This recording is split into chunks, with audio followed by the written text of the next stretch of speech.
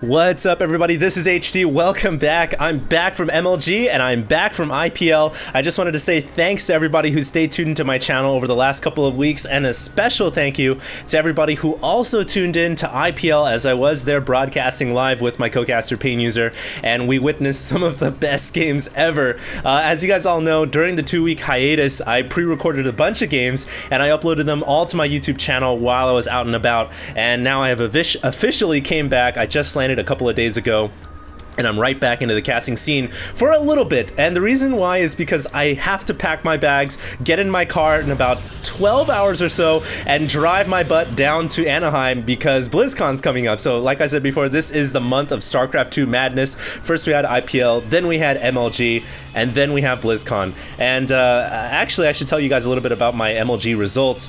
I got past a couple of rounds, and then I basically did not do any more. So I basically died in the tournament. But I did a little bit better than last time at MLG, which makes me a little happy.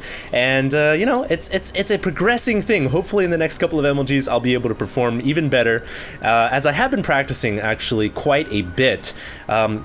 Right before I came back from MLG, I did upload a video where I played against Pain User. I feel like my skill level is certainly getting up to snuff right now and getting back to where I used to be.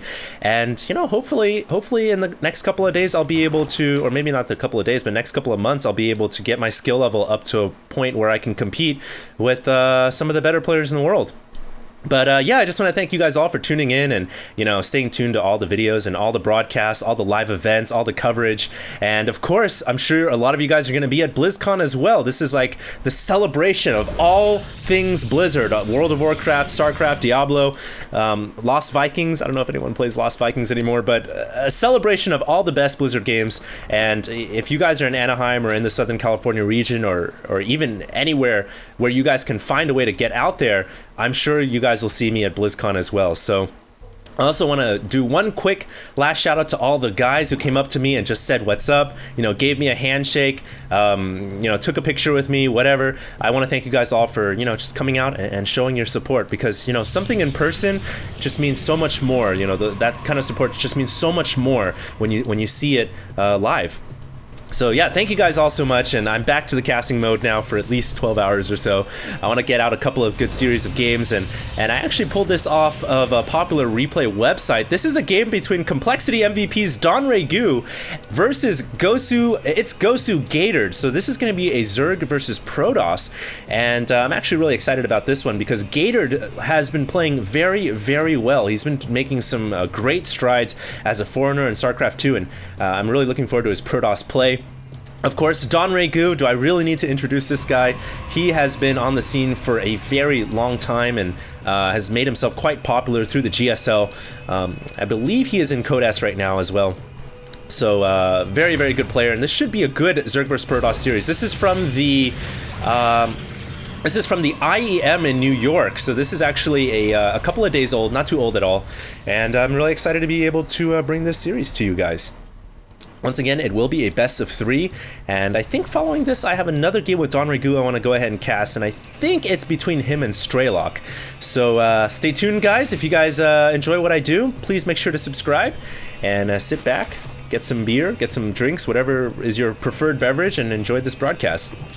So we've got Donray Gu here going for what seems to be a pull and then gas into hatchery. Pretty common opening now for Zerg against Protoss, because you guys all know it's very hard for Zerg to get that hatchery up right away as they do against Terrans, simply because that early probe can be quite pesky. Gatored, on the other hand, did open up with a very fast Nexus. I believe he opened up Nexus first, and then he threw his gateway and his cybercore out here. So pretty bold opening, but note how he threw up the forge right after the Nexus and threw up 3 photon cannons. Not 2, not 1, not 2, but 3.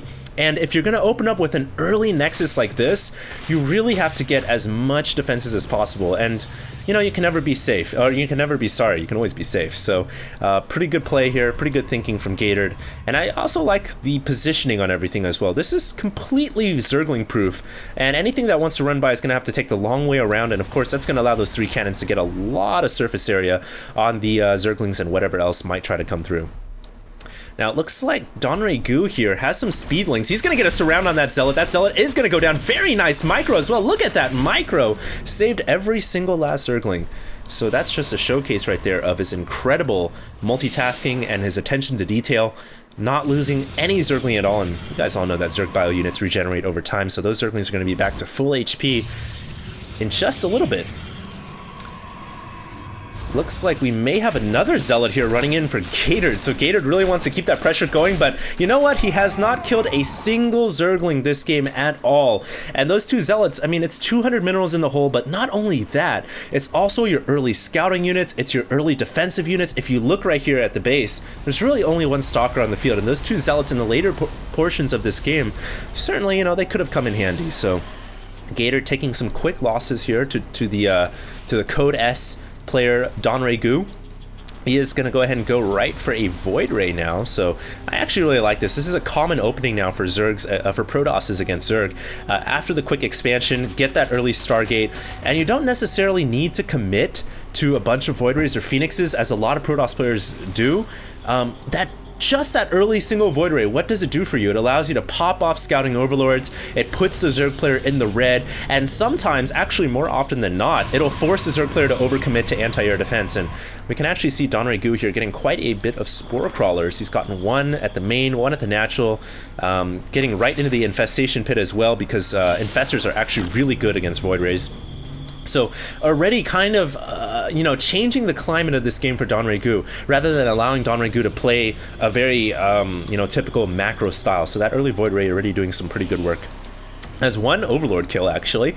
Gonna go down to the bottom right, might pick off a second Overlord. Oh no, it has stopped right outside the range of that Overlord.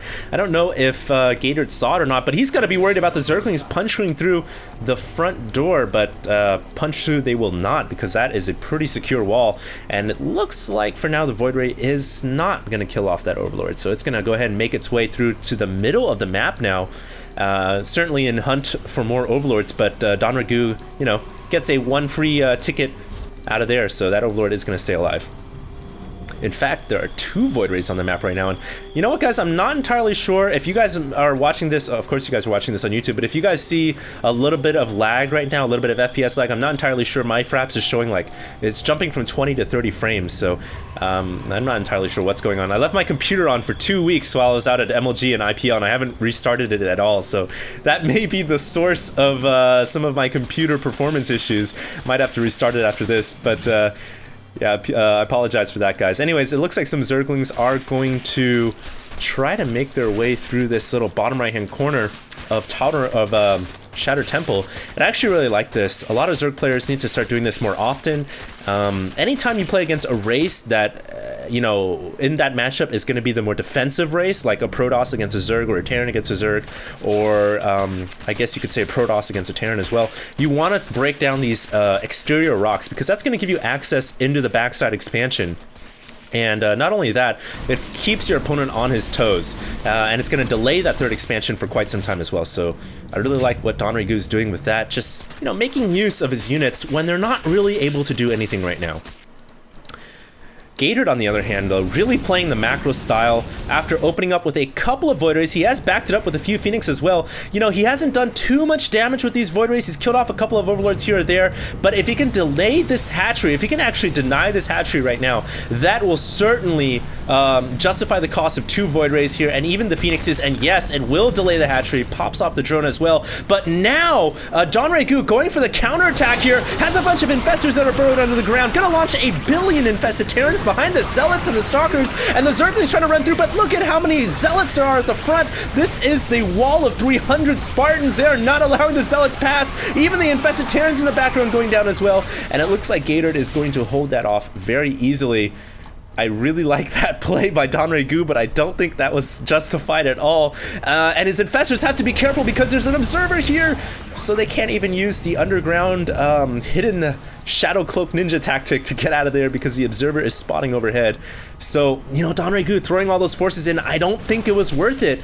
He tried to make a bust at the front door. It was a 2-hatch Infestor timing here. This is actually a really popular strategy against Protoss, is a 2-base Infestor timing attack with Zerglings, and you try to bust down that front door, but unfortunately it didn't work out. Gaterd just had way too many +1 Zealots. Those Zealots with that +1 upgrade 2-shot Lings So, you know, very effective in that regard. And now Gator gonna go ahead and delay the hatchery for the second time. Now the infestors aren't coming up. They will get a fungal on those void rays, but is it gonna be enough to kill everything? Oh, every time an infested Terran comes down, it just get popped by the charged up void rays. These void rays charge up, doing so much damage. Now the infested Terran's popping out, and they do kill off those void rays. Meanwhile, Donrigu coming into the backside, trying to get a little bit of revenge for losing his hatchery twice, and trying to capitalize on the void rays going down, but unable to dish out the same damage in return. He's not able to delay that Nexus. So it really looks like, you know, Donrigu, yes, he killed off 2 Void Rays, but really, he's not been mining out of a third for so long. He's also got a bunch of Overlords chilling over these drones. I have no idea why. Well, he's obviously very scared about the Void Rays and Phoenixes in the air, so he's just keeping them tucked away, but kind of interesting little formation they got going on there. Anyways, you know, Donrigu's been on 2 base for so long here. I mean, I really like how he's got infestors out on the field, but hey, our Protoss player Gator is approaching 3 base, and as good as Donrigu is, he's not Stefano. Stefano is the hero of playing, you know, lesser bases than a Protoss or Terran and still coming out ahead. I don't know how Stefano does it, he just does, but I don't think Donrigu is going to be able to do that here. I mean, he's trying to make a 2-pronged attack right now. He's actually going to go in with his infestors, but they're going to run into a wall of cannons, and oh no. Good thing Donrigu is all over that. He pulls his infestors away, only losing 1 there. And is also attacking the front door at the same time as well. But man, Gator's got the front door totally secured with all those Zealots and Colossi. And at the back door here, the third, it doesn't look like Donrigu is going to break through either. So Gator just playing a very typical macro style of Protoss. Sitting back on 3 base, getting bigger, getting badder, getting stronger, and just absorbing every attack that Donrigu has tried to do. And Donrigu, through these attacks, you know, I like the philosophy, I like the idea, you know, do some damage, maybe even try to trade with the Protoss army, because trading is always good if you're a Zerg, but the reality is he hasn't traded very well at all.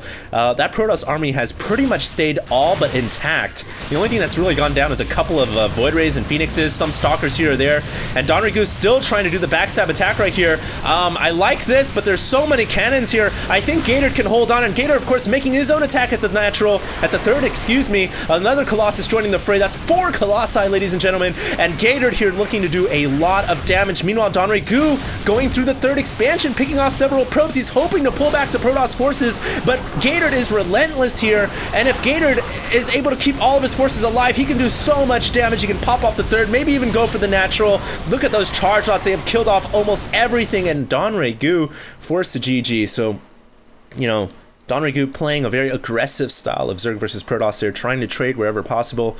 It just didn't come down, it came down to an efficiency factor. He wasn't efficient in his trading. He never was able to kill off enough Protoss forces, and as a result, Gator just kind of walked out off of 3 bases with the bigger army, the scarier forces, and basically pounded Donrigu into submission. So that was game 1 of this series, ladies and gentlemen. There you guys can see a bunch of inefficient mining there because Donrigu was just so late on his 3rd expansion. So that was game number 1. This is a best of 3 from IEM New York, Intel Extreme Masters, of course. So stay tuned. We're gonna have game 2 coming up after this. These videos, I'm uploading as I'm out at BlizzCon. So once again, having a little bit of an AFK week here, guys, and just bear with me. I'm doing a lot of pre-recorded broadcasts, and of course, when I come back, we're gonna resume our regular program tuning. So stay tuned, guys. We're gonna have game 2 coming up after this.